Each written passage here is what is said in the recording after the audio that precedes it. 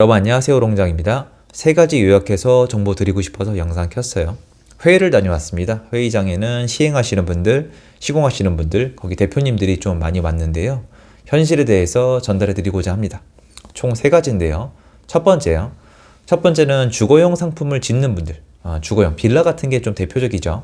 빌라를 짓는 분들은요, 2022년도 상반기까지 수도권 기준이에요. 지방은 완전히 다르더라고요.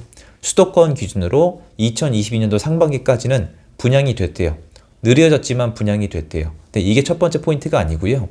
누가 분양받았냐가 되게 재밌는데요. 대표적으로 부천, 인천, 안산, 시흥이 되게 대표적이었는데, 왜냐면 거기서 사업하시는 분들이 왔거든요. 외국인 분들이 샀대요. 그러니까 눈에 띌 정도로 중국인 분들이 많이 샀대요. 왜냐면 한국 분들은 아무래도 분양을 잘 안 받는데, 여러분 주변에 이번에 신축 빌라 분양받았다는 분 잘 안 계시지 않으세요? 그런데 현실적으로는 22년도 상반기까지는 물량이 털려 나갔습니다. 그런데 외국인 분들이 많이 계약을 했고, 한국에서 돈을 많이 모으기도 했고, 더 놀라운 얘기인데 이분들이 벌이가 늘었대요. 그러니까 한국인 분들이 버린 자리라고 해야 돼요. 한국인 분들이 좀 연봉이 높은데, 예를 들어서 저 이제 식당 하시는 세입자분이 주방에 이모님 350만 원의 구입 광고를 370, 380까지 올렸을 거예요. 근데 못 구해가지고 사모님이 나와 계시고 지금 구하셨던 것 같거든요, 제 기억에. 그러니까 한 달에 연봉이, 한 달에 월급이 한 400이 돼도 사람을 못 구하는 영역이 있기 때문에 이거는 그분들이 봤을 때 높거든요. 그러니까 벌이도 늘었고 본국에 대출도 잘 나오니까 이걸 사신대요. 한국에 눌러 살고 싶어서. 그러니까 말로는 한국 별로 안 좋다고 하시는데 본국보다, 특히 중국보다 한국에 살고 싶어 하시는 분들이 꽤 많이 있다고 합니다. 그래서 그렇게 이제 분양 물량이 빠져나갔고, 제가 회의하러 가보거나 땅 보러 가도 중국 분들 뿐만 아니라 중앙아시아 있죠. 우즈베키스탄, 카자흐스탄, 키르기스탄, 그리고 몽골 분들, 그리고 중국 분들, 베트남 분들 엄청 많아요. 그리고 이분들이 들어와서 일자리를 좀 많이 해결해 주시고, 그리고 이제는 집도 사시는 것 같아요. 그리고 일부 지역에 자동차 매장 있죠. 제가 갔던 데는 기아 매장인데, 기아 매장에 중앙아시아 언어랑 중국 언어가 현수막이 붙어 있어요. 무슨 말이다? 고객이란 뜻이에요. 이렇게 경기도 외곽부터는 수요층이 좀 바뀌고 있습니다. 제가 이걸 굳이 왜 말씀드리냐면은, 여러분이 미래에 주택 관련 사업을 했을 때 수요가 한국인만 있다고 생각하지 마세요. 그러니까 인구 줄어드는데 그거 해결된다 이런 얘기 하는 거 아니에요. 그런데 우리가 놓치고 있던 거잖아요. 주택 손님에, 주택 수요에 외국인들이 들어오고 있습니다. 이거는 진짜 이제는 현실이에요. 직접 파신 분들이 나왔습니다. 여러 채 파신 분들인데 중국인 분들이 진짜 많이 샀대요. 정말로 거의 팔린 거의 70, 80%가 중국 분들이라고 했으니까. 또 여기다 감정 입히면 나중에는 집주인이 중국 분이고 세입자가 한국인이겠다 이렇게 되는데, 그거 얘기하는 거 아니고, 제 채널은 부동산으로 돈을 벌고 싶은 분들이 주로 보기 때문에 주택에 대한 수요, 돈을 넣을 수 있는 주체가 다른 쪽에서 좀 더 유입되고 있다는 걸 말씀드리고 싶었던 것 뿐이에요. 그 이상도 아니고 그 이하도 아니에요. 그리고 두 번째는 뭐냐면, 지금 시행하시는 분들은 중요한 게 땅이거든요. 근데 그 땅 가격 좀 말씀을 드릴게요. 역사적으로 그래프를 봐도 그렇고, 특히 서울 같은 경우에는 공시가 같은 거 기준으로 땅값 떨어진 적이 별로 없어요. 한 두 번 있나 그래요. 기억이 안 나는 한 두 번 있어요. 땅값이 안 떨어지는데 서울도 일부분 일어나고 있고요. 경기도 땅값이 지금 내려가고 있습니다. 왜 그럴까요? 이유가 중요한데요. 이유가 주택시장이랑 똑같아요. 땅을 사놨던 분들이 목적이 뭘까요? 땅 사놨다가 시공해서 파는 건데, 이게 큰 것 중에 하나인데요. 원래 빌라를 지으신 다음에 분양이 안 되면 통대출이 나왔었어요. 뭐냐면 다 지은 다음에 안 팔려도 은행에 빚 끌어다가 이 집을 부여쥐고 있을 수가 있었어요. 근데 그게 막혔거든요. 정부에서 막아가지고. 그러니까 하다 안 되니까 얘를 전세로 돌리는 형태가 있었고, 그 형태가 되게 오래됐는데 이걸 전세로 돌릴 때부터 전세 사기랑 엮이기 시작했어요. 이게 수년 전 일이에요. 그런데 지금은 전세도 못 넣고 통대출도 안 나오고 그냥 대출도 안 나오고 이도 안 되고 저도 안 되고 빌라 수요가 다 빠져나가니까 못 버팁니다.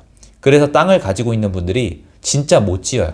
어떻게 바뀐 거냐면, 땅을 가지고 있던 분들이 짓고 나서 버티자가 아니라 짓지 말자예요. 그럼 현장이 2개 이상 있는 분들은 땅이 필요가 없는 거예요. 그런데 누군가 짓고 싶어 해야 땅이 팔리는 건데 짓고 싶지가 않으니까 땅도 안 팔려요. 그래서 금매가 나와 있습니다. 진짜 놀라운 게, 제가 직접 평당 1,000만 원에 계약했던 땅이 그 동네 자체가 동네, 그러니까 시세가 이어진대요. 평당 1,000에 계약을 했거든요. 여기가 평당 1,300까지 올라갔었거든요. 가니까 초급매가 800까지 나와 있습니다. 근데 지금 제가 몇 년 전에 샀거든요. 땅값이 거꾸로 가는 거예요. 그러니까 이런 적이 없어요. 땅값은 진짜 요렇게 가거든요. 단독주택을 사서 부시고 짓는 건데 그 사이클 자체가 무너지고 있습니다. 그래서 아마 많은 분들이 지금 사업을 멈추었을 거예요. 저도 미리 라이브 때 밝혔는데요. 저는 지금 주거용 상품 시행은 한동안 추가적인 것은 찾지 않아요. 할 수가 없어요. 제가 안 하는 게 아니라 지금 있는 건 해야 되겠지만 추가적으로 할 수가 없습니다. 지금 아무것도 안 돼요. 뭐 아시겠지만 매매도 안 되고 전세도 안 되기 때문에 방법이 없어요. 그런데 여러분에게 이건 꿀팁이 될 수가 있겠죠. 땅이 특히 수도권의 경기도권에, 원래 경기도권에 이제 약간 빌라 많이 짓는 데 있잖아요. 거기 땅이 급매가 지금 있습니다. 물론 그것도 돈이 있는 분들이 좀 택할 수가 있겠지만 이게 왜 꿀팁이 될 수 있냐면 그 땅은 대출이 나와요. 그러니까 물론 여러분이 잘 알아봐야 되겠지만 이게 저는 제 경험상 평당가 1,000만 원 가던 땅이 1,050, 1,100, 가끔 1,100까지 갔다가 1,000짜리가 나오는 건 봤어도 1,300까지 갔다가 800짜리 나오는 건 저는 처음 봐요. 무조건 싸다가 아니라 땅은 여러분 싸다 뭐 그것도 중요하겠지만 이렇게 가는 게 있거든요. 이렇게 가는 게 있는데 이게 시공비가 너무 비싸지고 팔 수가 없고 정부에서 때려버리고 금리가 올라가니까 역주행하는 거예요. 이런 게 가능하려면 IMF 터지고 이제 완전히 이제 도산하는 기업들이 나오고 은행 무너지고 이러면 가능한데 심각하더라고요. 그래서 여러분들이 재미삼아 나가보시면 이 땅도 급매가 나오고 빌라도 급매가 나오니까 어떤 게 급매가 나오겠습니까? 다가구, 뭐 상가주택 이런 게 맞물려서 많지는 않지만 워낙 그게 매도 물량이 그렇게 많지 않거든요. 평소에 개수가 아파트랑 비교가 안 되잖아요. 그런데 지금 나올 수도 있다. 이렇게 말씀을 드리고 싶어요. 그리고 마지막 이제 세 번째가 뭐냐면 빌라 시장인데요. 상업용 주택은 엮어서 말씀을 드리려고 하다가 상업용 주택은 세 번째에 살짝 플러스 알파로 얹을게요. 여러분 그 오피스나 아니면 상업용 주택이 있잖아요. 이거는 많이 안 떨어졌어요.